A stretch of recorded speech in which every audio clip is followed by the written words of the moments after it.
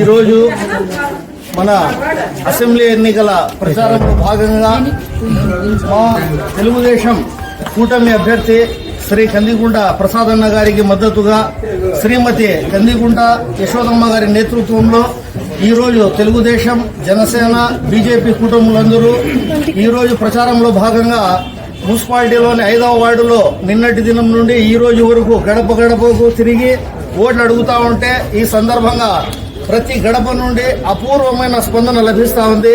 ప్రతి ఒక్కరూ ఈ దరిద్రమైన పాలనతో విసిగి వేసారిపోయి ఖచ్చితంగా మే 13వ తేదీ ఎప్పుడు వస్తుందని చెప్పేసి ఓటర్లే మేము ఖచ్చితంగా తెలుగుదేశం పార్టీ కూటమి అభ్యర్థిని శ్రీ కందికుంట ప్రసాదన్న గారిని అఖండమైన మెజారిటీతో మేము గెలిపిస్తామని చెప్పేసి ఈ సందర్భంగా తెలియజేసుకుంటూ ప్రజలు బ్రహ్మరథం పడుతున్నారు.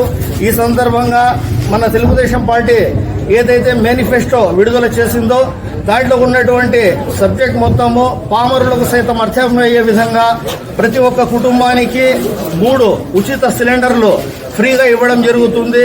మరియు వృద్ధులకు ఇంతవరకు అయితే ఏదైతే 3,000 రూపాయలు పెన్షన్ వస్తుందో దాన్ని ఏప్రిల్ నెల నుండే 1,000 రూపాయలు, మే నెలది 1,000 రూపాయలు, జూన్ నెలది 1,000 రూపాయలతో పాటు ఇప్పుడు జూలై 4వ తేదీన ప్రభుత్వం ఏర్పాటు కాబడుతుంది. కాబట్టి ప్రతి ఒక్కరికి అవ్వాతాతలకు ప్రతి ఒక్కరికి 7,000 రూపాయలు ఖచ్చితంగా పెన్షన్ ఇవ్వడం జరుగుతుందని చెప్పేసి ఈ సందర్భంగా తెలియజేసుకుంటూ, అదేవిధంగా ఎవరైతే 18 సంవత్సరంలో నిండినటువంటి ప్రతి ఆడబిడ్డకు నెలకు 1,500 రూపాయల చొప్పున ప్రకారము మన తెలుగుదేశం ప్రభుత్వం ఇస్తుందని చెప్పేసి కూడా తెలియజేసుకుంటూ, ఎంతమంది ఇంట్లో పసిబిడ్డలు ఉంటే ప్రతి ఒక్కరికి తల్లికి వందనం పేరుతో 15,000 రూపాయలు ప్రతి బిడ్డకు కూడా ఇస్తామని చెప్పేసి ఈ సందర్భంగా తెలియజేసుకుంటూ, అదేవిధంగా ఎవరైతే చదువుకొని ఇళ్లలో ఉన్నటువంటి నిరుద్యోగ విద్యార్థులకు ప్రతి ఒక్కరికి వాళ్లకు ఉద్యోగం వచ్చేంత వరకు ప్రతి ఒక్కరికి 3,000 రూపాయల చొప్పున ఇస్తామని చెప్పేసి తెలియజేసుకుంటూ, అదేవిధంగా రైతు కుటుంబాలు ఏదైతే ఉన్నాయో వారికి ప్రతి ఒక్కరికి సంవత్సరానికి 20,000 రూపాయలు ఇస్తామని చెప్పేసి కూడా తెలియజేసుకుంటూ,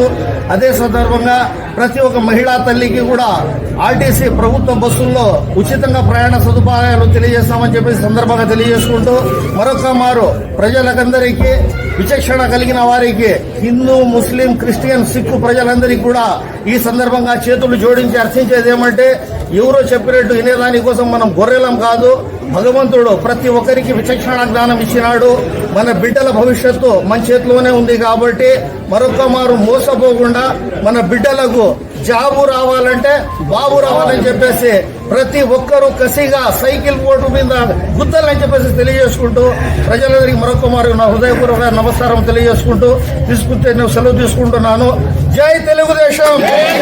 చంద్రబాబు గారి నాయకత్వం, కందికుంట గారి నాయకత్వం, కందికుంట గారి నాయకత్వం. జై తెలుగుదేశం. సైకో పోవాలి, సైకిల్ రావాలి, సైకో పోవాలి, సైకో పోవాలి.